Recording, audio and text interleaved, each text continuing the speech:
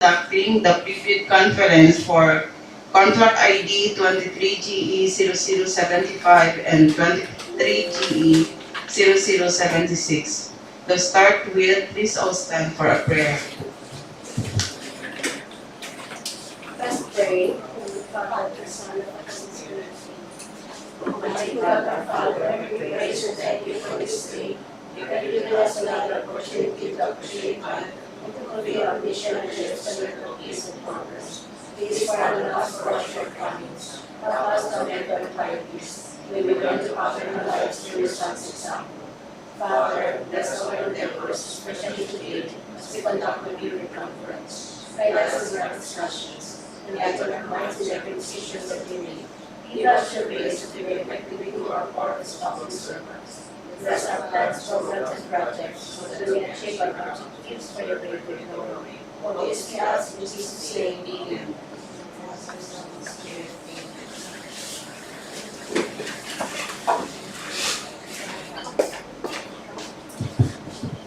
And for attendees, we have here our back chairperson, Engineer May Tabiano. For our vice back chairperson, we have Engineer Francisca Marcon. And for the back members, we have Engineer Choi Villanueva, Engineer Eledura Zulia, Engineer Erin Amboy, and Miss Joy Duspar. And we have here our TWG, we have our TWG head, Engineer Rona Ortiz. And the members, we have Engineer Ivy Celesta, Engineer Giovanni Servano, Engineer Adrian Von Villarreal, Engineer Leah Joy Galindo, Miss Gail Candice Cañete, and we have here a representative from Planning and Design Section, Engineer Tristan Gabrilios. And for the back member, for the back secretariat member, we have Miss Ebony Gallo and Miss Iluminada Indention. We don't have any attendance from prospective bidders this afternoon's preview conference.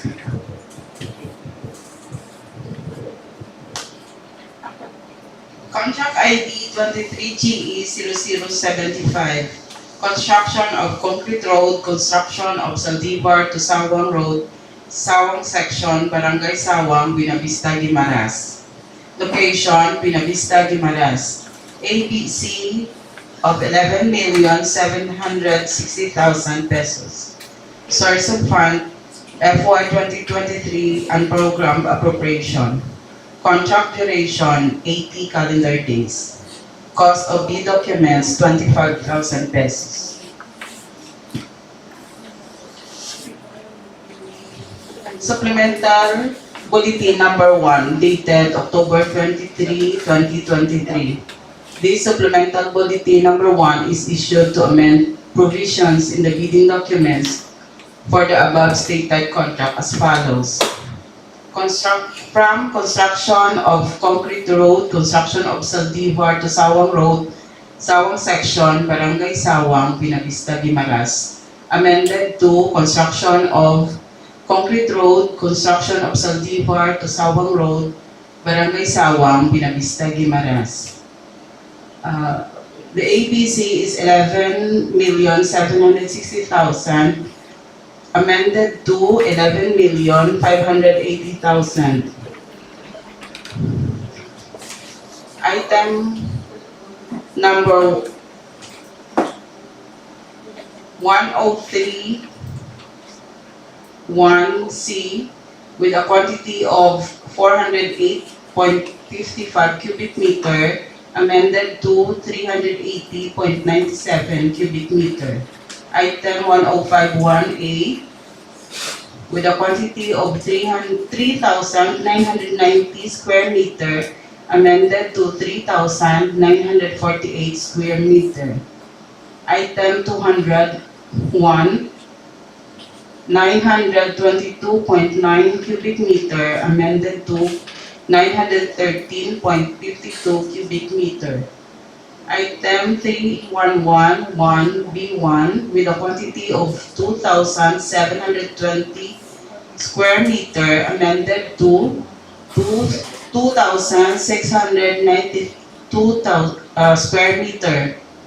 Item 6121, 158.75 square meter, amended to 157 square meter. This supplemental bulletin shall form an integral part of the said bidding documents. For the guidance, notice, and information of all concerned,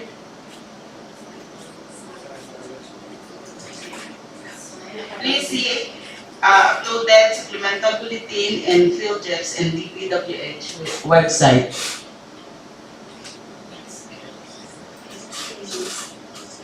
The required pickup license for 23GE0075 project are as follows. Size range, medium A.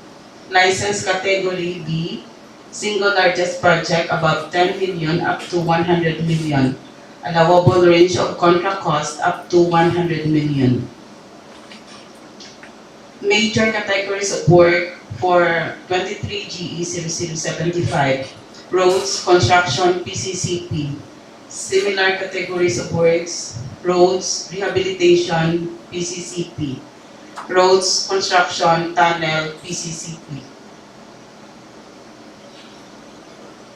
Contract ID 23GE0076. Construction of concrete road, construction of cruising the bid, Biantao Road, Barangay Poblacion, Nueva Valencia, Guimaras. Location, Nueva Valencia, Guimaras. With an ABC of 9,800,000. Source of funds, FY 2023 and program appropriation. Contract duration, 70 calendar days. Cost of bidding documents, 10,000. Supplemental Bulletin Number 1, dated October 23, 2023. This Supplemental Bulletin Number 1 is issued to amend provision in the bidding documents for the above stated contract as follows.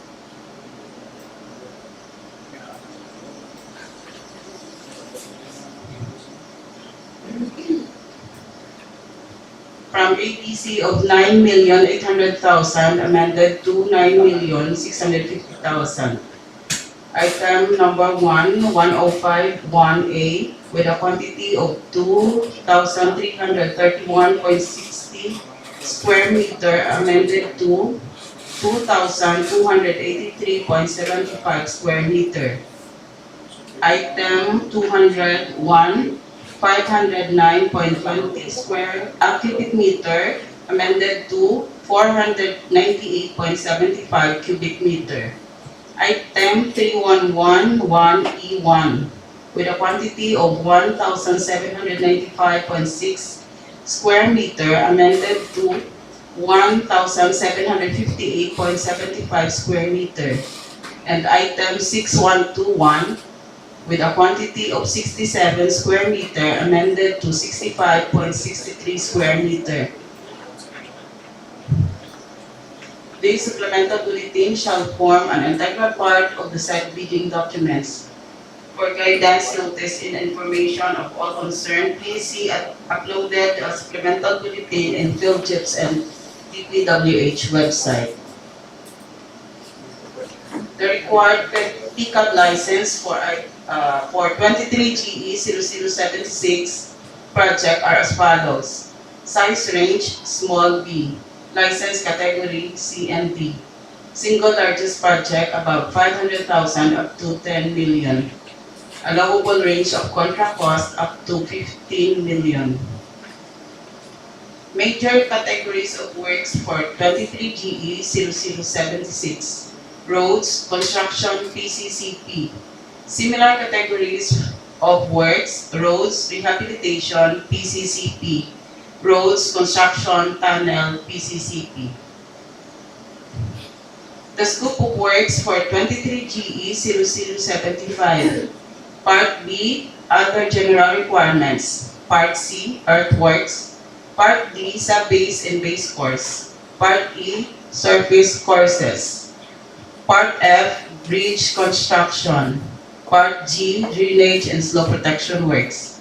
Part H, miscellaneous structures. Scope of work for 23 GE 0076. Part B, other general requirements. Part C, earthwork. Part D, sub-base and base course. Part E, surface courses. Part G, drillage and slope protection works. And Part H, miscellaneous structures.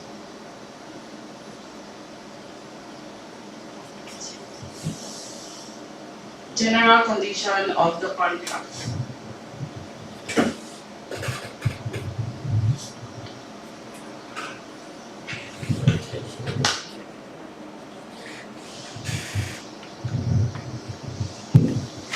For the general conditions of the contract, the general conditions of contract in this section read in conjunction with the special conditions of contract in section 5 and other documents listed therein. Should be a complete document expressing all the rights and obligations of the parties. Matters governing performance of the contractor, payments under the contract, or matters affecting the risks, rights, and obligations of the parties under the contract are included in the GCC as special conditions of contract. Any complementary information which may be needed shall be introduced only through the special conditions of contract. For the scope of contract, this contract shall include all such items, although not specifically mentioned, that can be reasonably inferred as being required for its completion, as if such items were expressly mentioned herein. All the provisions of RA 9184 and its 2016 revised IRR, including the generic procurement manual and associated issuances, constitute the primary source for the terms and conditions of the contract, and thus applicable in contract implementation. Herein clauses shall serve as secondary source for the terms and conditions of the contract. This is without prejudice to sections 74.1 and 74.2 of the 2016 revised IRR of 9184, allowing the GPPB to amend the IRR. It shall be applied to all procurement activities, the advertisement, posting, or invitation of which were issued after effectivity of the said amendment. Sectional completion of works. If sectional completion is specified in the special conditions of contract, references in the conditions of contract to the works, the completion date, and the intended completion date shall apply to any section of the works other than references to the completion date and intended completion date for the whole of the works. Position of site. The procuring entity shall give position of all or parts of the site to the contractor based on the schedule of delivery indicated in the special conditions of contract, which corresponds to the condition of the works.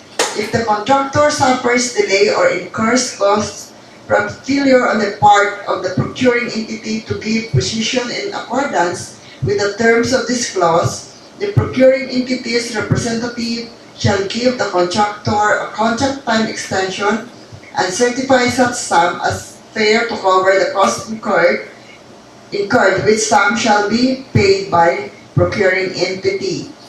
If position of a portion is not given by the above date, the procuring entity will deem to have delayed the start of the relevant activities. The resulting adjustments in the contract time to address such delay may be addressed through contract extension provided under Annex A of the 2016 revised RRR of RA 9184. The contractor's obligations. A contractor shall employ the key personnel named in the schedule of key personnel indicating their designation in accordance with ITB Clause 10.3 and specified in the BDS to carry out the supervision of the works. The procuring entity will approve any proposed replacement of key personnel only if the relevant qualifications and abilities are equal or better than those of the personnel listed in the schedule. For performance security, within 10 calendar days from receipt of the notice of award from procuring entity, but in no case later than the signing of the contract by both parties, the successful bidder shall furnish the performance security in any of the forms prescribed in Section 39 of the 2016 revised RRR. The contractor, by entering into the contract with the procuring entity, acknowledges the right of the procuring entity to institute action pursuant to RA number 3688 against any subcontractor, be they an individual, firm, partnership, corporation, or association, supplying the contractor with labor, materials, and or equivalent or equipment for the performance of this contract. Site investigation reports. The contractor, in preparing the bid, shall rely on any site investigation reports referred to in the special conditions of contract, supplemented by any information obtained by the contractor. Warranty. In case the contractor fails to undertake the repair works under Section 62.2.2 of the 2016 revised RRR, the procuring entity shall forfeit its performance security, subject its property or properties to attachment or garnishment proceedings, and perpetually disqualify it from participating in any public bidding. All payables of the government of the Philippines in its favor shall be offset to recover the cost. The warranty against structural defects, failures, except the occasion on force majeure shall cover the period from the date of issuance of the certificate of final acceptance by the procuring entity. Specific duration of the warranty is found in the special conditions of contract. Liability of the contractor, subject to additional provisions, if any, set forth in the SCC, the contractor's liability under this contract shall be as provided by the laws of the Republic of the Philippines. If the contractor is a joint venture, all partners to the joint venture shall be jointly and severally liable to the procuring entity. Termination for other causes. Contract termination shall be initiated in case it is determined prima facie by the procuring entity that the contractor shall engage before or during the implementation of the contract in unlawful deeds and behaviors relative to the contract acquisition and implementation, such as but not limited to corrupt, fraudulent, collusive, coercive, and obstructive practices as stated in ITB Clause 4.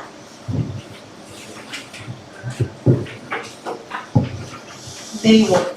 Subject to the guidelines of Variation Order in Annex A of the 2016 revised IRR of RA number 9184, and if applicable as indicated in the SCC, the day works rates in the contractor's bid shall be used for small additional amounts of work only when the procuring entity's representative has given written instructions in advance for additional work to be paid for in that way. Program of work. The contractor shall submit to the procuring entity's representative for approval the said program of work showing the general methods, arrangements, order, and timing for all the activities in the works. The submissions of the program of work are indicated in the SCC. The contractor shall submit the procuring entity's representative for approval an updated program of work at intervals no longer than the period stated in the SCC. If the contractor does not submit an updated program of work within this period, the procuring entity's representative may withhold the amount stated in the SCC from the next payment certificate and continue to withhold this amount until the next payment after the date on which the overdue program of work has been submitted. Instructions, inspections, and audits. The contractor shall permit the DOP or the procuring entity to inspect the contractor's accounts and records relating to the performance of the contractor and to have them audited by auditors of the GOP or the procuring entity as may be required. advance payment. The procuring entity shall upon a written request of the contractor, which shall be submitted as the contract document, make an advance payment to the contractor in an amount not exceeding 15% of the total contract price, to be made in the lump sum or at the most 2 installments according to a schedule specified in the SSC, subject to the requirement in Annex E of the 2016 revised IRR of RA number 9184. Progress payments. The contractor may submit a request of payment for work accomplished. Such request for payment shall be verified and certified by the procuring entities, representative, project engineer, except as otherwise stipulated in the SEC, materials and equipment delivered on-site but not completely put in place shall not included for payment. Operating and maintenance manuals. If required, the contractor will provide as-built drawings and or operating and maintenance manuals as specified in the ECC. If the contractor does not provide the drawings and or manuals by the date stated above, or they do not receive the procuring entity's representative's approval, the procuring entity's representative may withhold the amount stated in the SEC for the payments due to the contractor.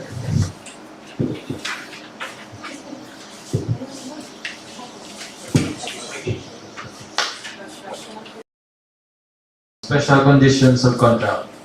Similar to the BDS, the clauses in this section are intended to assist the procuring entity in providing contract-specific information in relation to corresponding clauses in the GCC found in Section 4.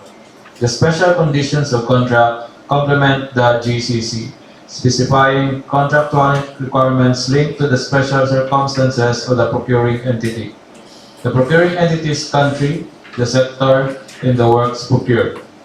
In preparing this section, the following aspects should be checked. Information that complements provisions of the GCC must be incorporated. Amendments and or supplements to provisions of the GCC are necessitated by the circumstances of the specific purchase must also be incorporated. However, no special conditions which defeats or negates the general intent and purpose of the provisions of the GCC should be incorporated herein.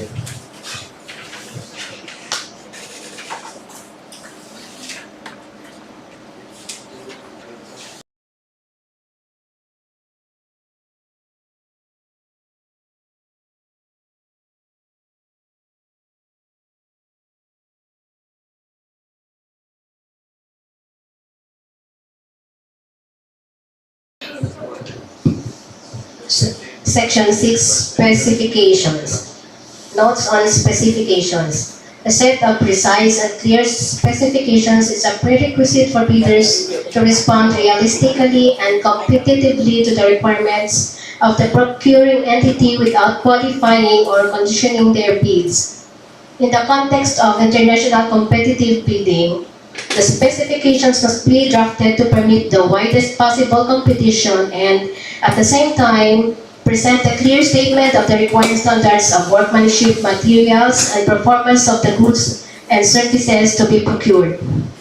Only if this is done will the objectives of economy, efficiency, and fairness in procurement be realized, responsiveness of bids be ensured, and the subsequent task of bid evaluation facilitated.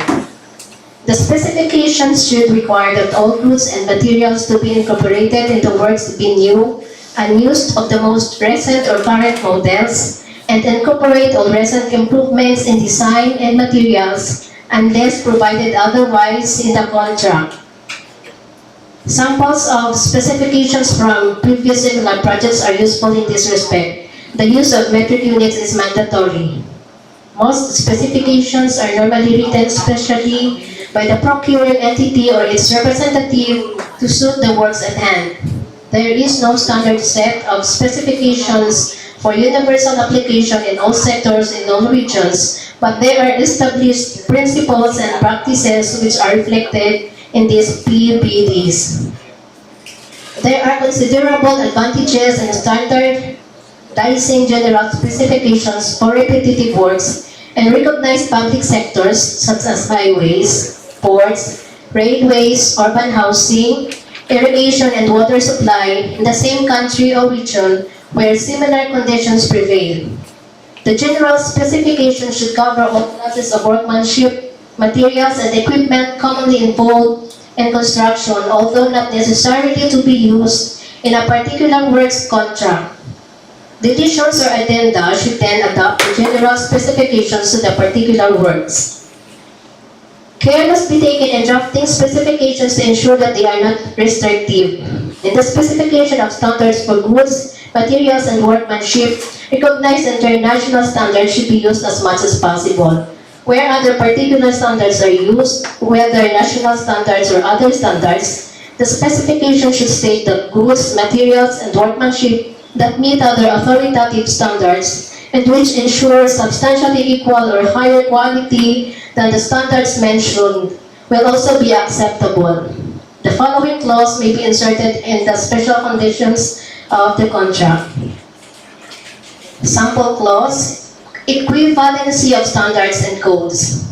Wherever references is made in the contract to specific standards and codes to be met by the goods and materials to be furnished, and when performed or tested, the provisions of the latest current edition or revision of the relevant standards and codes in effect shall apply, unless otherwise expressly stated in the contract.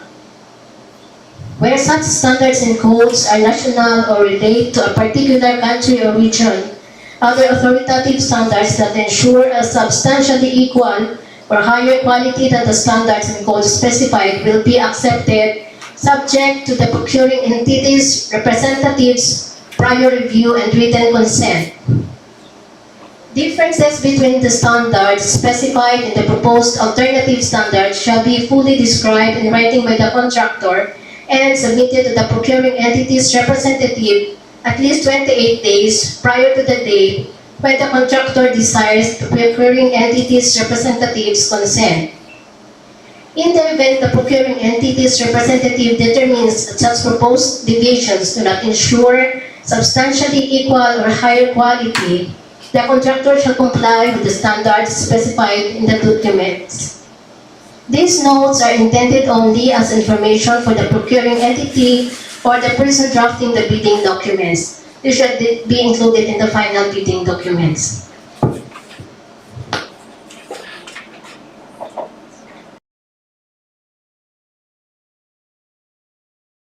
Section 7, drawings, and Section 8, bill of quantities. Please see the uploaded files on PhilJEP's and DPWH website. These are the documents comprising the bid. Legal documents, PhilJEP's registration, SEC registration or DTI registration, mayor's permit, and tax clearance.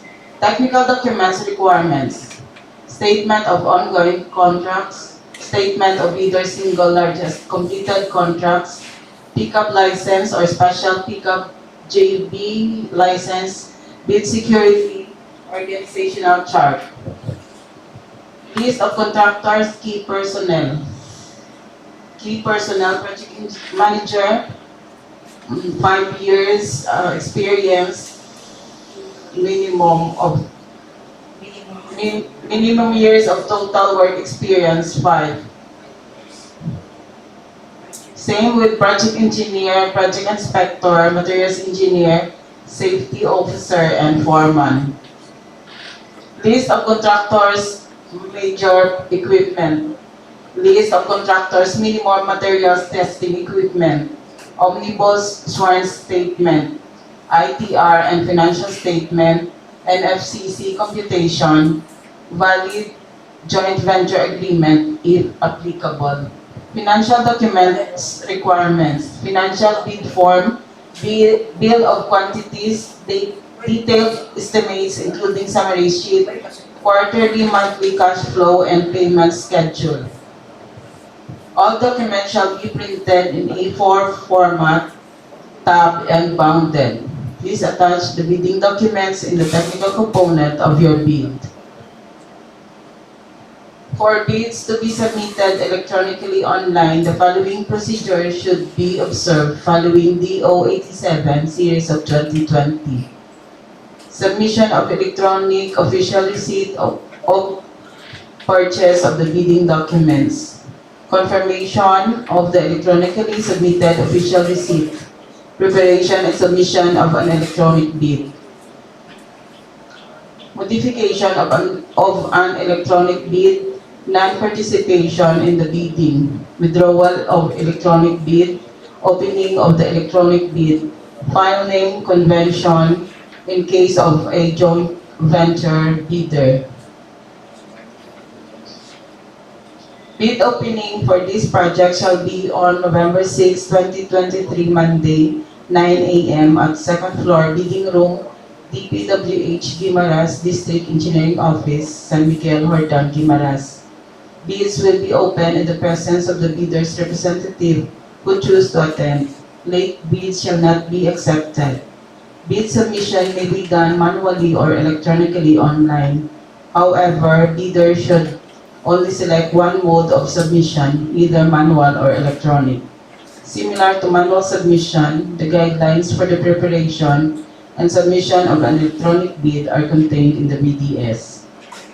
Bids must be duly received by the BAC Secretariat for manual submission or at electronic bids_guimaras@dpwh.gov.ph for electronic submission on or before November 6, 2023, Monday at 9 a.m. All bids must be accompanied by a bid security in any of the acceptable forms and in the amount stated in ITB Clause 18. Any clarification for the project? Since there's no representative from the contractor, this activity is adjourned. Thank you.